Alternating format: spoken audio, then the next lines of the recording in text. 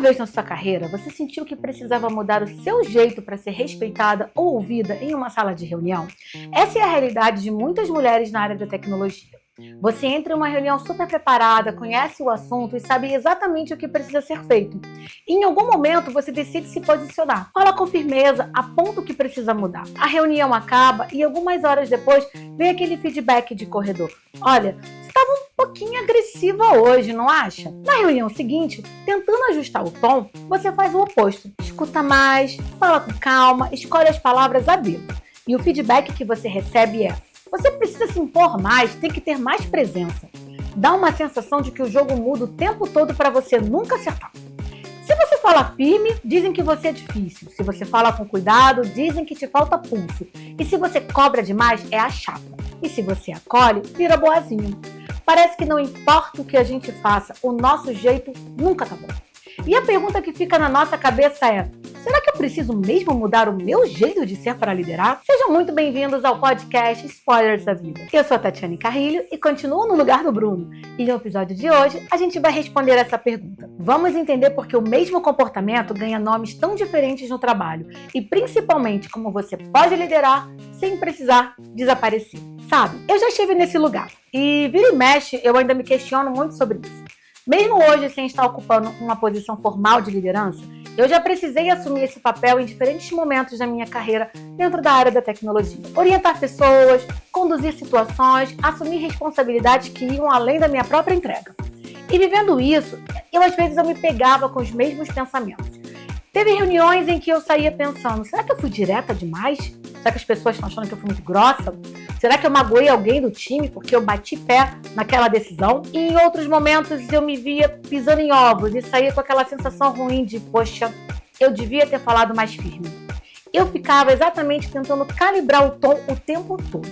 E passar por isso começou a me incomodar de verdade. Eu me perguntava: para liderar e ser ouvida, eu preciso mesmo me transformar em outra pessoa? Existe uma teoria da psicologia social proposta por Alice Eagly e Steve Carell chamada a teoria da congruência de papéis. Traduzindo esse nome bonito e complicado, congruência ela significa encaixe ou combinação. A teoria diz que a nossa mente, de forma inconsciente, cria caixas e roteiros para cada papel que existe na sociedade. A gente espera que o médico se comporte de um jeito, que um professor haja de um outro e que um juiz tenha uma certa postura. Quando a pessoa age exatamente de acordo com o papel que a sociedade espera dela, existe congruência, ou seja, existe encaixe. A gente acha aquilo natural. Quando a pessoa foge do papel, a nossa mente buga. O problema é quando a gente tenta cruzar duas caixinhas diferentes, a caixinha de uma mulher e a caixinha de um líder. Historicamente, a sociedade colocou na caixa do papel feminino expectativas como acolhimento, gentileza, paciência e cuidado. Por um outro lado, a imagem que a gente tem de um líder foi construída em cima de traços masculinos. Aquela pessoa assertiva, competitiva, focada em comando e controle. Quando uma mulher assume uma posição de gestão, essas duas caixinhas elas batem de frente. O ambiente de trabalho tenta cobrar as duas coisas de você ao mesmo tempo, mas isso é impossível dar certo. Parece que o jeito que esperam que uma mulher haja e o jeito que esperam que um líder haja simplesmente não combinam. E onde que isso dá ruim? É que o mesmo comportamento ele recebe interpretações completamente diferentes, dependendo de quem está na mesa. Me diz se você nunca viu ou pensou algo assim. Se um homem fala pouco, ele transmite seriedade. Se uma mulher fala pouco, ela parece insegura. Se ele interrompe alguém na reunião, ele é visto como assertivo, focado. Se uma mulher faz exatamente a mesma coisa, ela vira mandona. Se ele demonstra irritação em uma reunião porque aquela tarefa combinada não foi entregue, todo mundo na mesa respeita, concorda e corre atrás para resolver. Agora, se uma mulher demonstra a mesma irritação com atraso, já pensam logo: hoje com certeza ela tá de TPM. Isso, na psicologia, tem nome: duplo vínculo.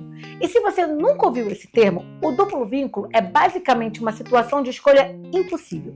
É quando você recebe duas cobranças que se anulam. Ou seja, se você vai para a esquerda, está errado. Se você vai para a direita, também está errado. Você fica encurralado. Trazendo isso para a liderança, de um lado, a cobrança para ser respeitada, do outro, a cobrança para ser querido. É um saco, mas parece que não dá para ter as duas coisas ao mesmo tempo. Para ser respeitada pelo mercado e vista como uma líder forte, você precisa ser assertiva, direta, firme. Só que, quando uma mulher ela é muito assertiva, ela quebra aquela expectativa tradicional de que a mulher deve ser sempre sutil e doce. Aí, o ambiente pune ela, rotulando como grossa, agressiva ou difícil. Para tentar corrigir isso, ela pisa no freio. Começa a ser super empática, acolhedora, ouve tudo, fala com calma. E o que o ambiente faz? Pune ela de novo, dizendo que ela é boazinha demais, é muito frágil, não tem pulso para aguentar a pressão de uma área de tecnologia. O ambiente exige que você tenha as duas características, mas te julga se você demonstrar qualquer uma delas. Realmente, parece um jogo onde as regras foram feitas para a gente nunca vencer. E muitas vezes, essas contradições elas saem do escritório e mexem até com as nossas escolhas mais pessoais. Por exemplo, se um homem decide não ter filhos e quer focar na carreira, ele é visto como ambicioso. Se uma mulher faz exatamente a mesma escolha, ela é carimbada como uma pessoa fria, que só pensa em trabalho. E quando entra a questão da família, o roteiro se repete. Quando um homem vira pai, ele ganha pontos por ser um homem de família, maduro, responsável. Mas quando uma mulher decide ser mãe, o mesmo mercado começa a olhar para ela de lado, achando que ela agora vai ser menos comprometida ou que não vai aguentar o tranco de uma alta gestão. Não importa o caminho, parece que o julgamento ele já vem pronto de fábrica. E qual é a nossa reação natural a essa pressão toda? A gente começa a mudar o nosso jeito para caber nas caixinhas. Esconde qualquer sinal de insegurança, para de pedir ajuda, cria uma distância artificial da equipe para que ninguém confunda gentileza com fraqueza. É como entrar num jogo onde as regras já foram definidas há anos por homens e agora você é obrigada a jogar igual para poder participar. Só que jogar desse jeito pode até funcionar por um tempo. Você vai ganhar elogios porque está mais firme. Mas, gente, para sustentar esse papel, ele custa uma energia brutal. Porque você vai passar o seu dia inteiro se monitorando. Será que eu sorri demais? Será que eu fui grossa demais? Será que perceberam a minha dúvida? O seu dia termina, mas esses questionamentos eles continuam em looping na sua cabeça. A neurociência explica que o nosso cérebro dá uma importância gigante para sinais de rejeição social, porque nós somos seres sociais. Mas cuidado com aquele mito de que o cérebro sente a rejeição exatamente como a dor física. Não é bem assim, o cérebro ele é muito mais complexo. Mas a gente sabe que a rejeição marca e ela marca mesmo. O problema é que no dia a dia parece que a gente está sempre sendo testada. Uma opinião diferente já faz a gente sentir que estão questionando a nossa capacidade. Um comentário atravessado parece que o problema é o nosso jeito de ser. Mas calma, vamos separar as coisas aqui também, né? Nem todo feedback negativo é fruto de um viés de gênero. Mulheres também erram, também interrompem, também tomam decisões ruins e elas precisam também responder pelo impacto disso. O segredo é separar o que é um comportamento de um rótulo. É muito diferente ouvir "você interrompeu 3 pessoas ontem" do que ouvir "você é muito agressiva". O problema é um fato para a gente evoluir. O segundo só é um rótulo que não serve para absolutamente nada. Até porque, vamos ser sinceros, parecer líder e liderar bem são duas coisas completamente diferentes.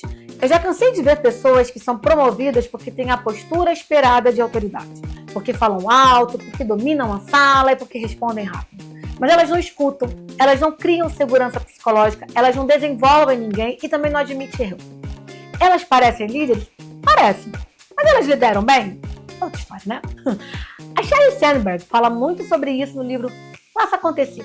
Ela fala sobre um conceito chamado Lean-In, que traduzindo para o bom português basicamente é bota a cara e ocupa o seu espaço. Ela defende que nós, mulheres, nós precisamos literalmente sentar à mesa, parar de recuar nas reuniões. Sabe quando tem uma mesa na sala de TI e as mulheres acabam sentando nas cadeiras de trás, perto da parede, quase pedindo desculpas por estarem ali? O livro bate muito nessa tecla de que a gente precisa se posicionar como protagonista e confiar no nosso próprio taco. E temos que fazer isso mesmo. Mas a gente sabe que no dia a dia o buraco é bem mais embaixo. Não basta simplesmente ensinar a mulher a sentar-se à mesa se a mesma mesa continua ignorando a fala dela quando ela decide opinar, né? Não adianta orientar uma mulher a defender as suas ideias se o crédito pelo projeto continua sendo entregue para o colega do lado.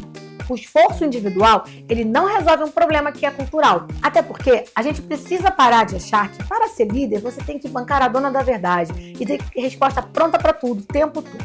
Dizer, eu não sei, eu preciso de ajuda, ou galera, errei nesse ponto, não destrói a sua autoridade. Fingir que sabe tudo só cria distância. Então, qual é a solução? É só dar de ombros e dizer, pronto, vou ser eu mesma e as pessoas que me aceitam. Olha, Eu gosto da intenção dessa frase, mas ela é um pouquinho incompleta, porque o nosso jeito natural, ele também precisa amadurecer. Se eu evito todo tipo de conflito e não consigo dar um feedback difícil, eu não posso usar a minha personalidade como desculpa. Se eu falo de maneira desrespeitosa com as pessoas, dizer que eu estou sendo sincera e direta não justifica a falta de educação. A autenticidade não era agir por impulso, é conseguir evoluir sem abandonar os valores que te orientam. Por isso que eu gosto de imaginar a liderança como uma caixinha de ferramentas. Algumas das ferramentas já vêm de fábrica, já está aí dentro de você. Talvez você tenha facilidade para escutar, para organizar o caos ou para acalmar o time no meio de uma crise. Mas aprender novas ferramentas, novas habilidades, não significa que você tem que jogar fora o que você já tem de bom. Você não precisa trocar a sua capacidade de escuta pela firmeza. Você pode escutar o time, e deve, e depois decidir com firmeza. O amadurecimento na gestão, ele aparece quando a gente consegue combinar coisas que antes pareciam incompatíveis. E para a gente não ficar só na teoria, eu quero trazer 4 ações para você conseguir liderar sem precisar mudar totalmente o seu jeito. O primeiro caminho é: descubra o que você não quer negociar. Antes de pensar no seu estilo de gestão, pense nos seus valores. Como você deseja tratar as pessoas? Que tipo de ambiente você quer construir? O que você não aceita fazer de jeito nenhum para alcançar um resultado? Se você valoriza respeito, justiça, responsabilidade, esses valores vão funcionar como a sua bússola. O seu comportamento, ele pode mudar conforme a situação. Você pode ser mais direta durante uma crise e pode ouvir mais na hora de desenhar uma solução com a galera. Isso não é falsidade, é flexibilidade. O segundo ponto: troque dureza por clareza. Você não precisa parecer brava para ser firme, principalmente liderando os times de TI. Você pode simplesmente chegar e dizer: olha, essa entrega precisa acontecer até sexta-feira. O prazo está bem apertado, então bora retirar o que não é essencial e revisar as responsabilidades de cada um. Percebe? Existe direção nessa fala, existe limite, existe prazo e o principal, não tem humilhação. A agressividade muitas vezes é usada como substituta da clareza. Quando os critérios são confusos, algumas pessoas tentam compensar aumentando o volume da voz. O terceiro caminho é um desapego necessário. Aceite que alguém pode não gostar da sua decisão e pode não gostar de você. Você pode tomar uma decisão super necessária, comunicá-la com todo o respeito e ainda assim frustrar alguém. A reação da pessoa, ela merece ser ouvida, claro, mas ela não pode ser o único critério para definir se você agiu bem. Uma liderança baseada em agradar todo mundo não chega a lugar nenhum.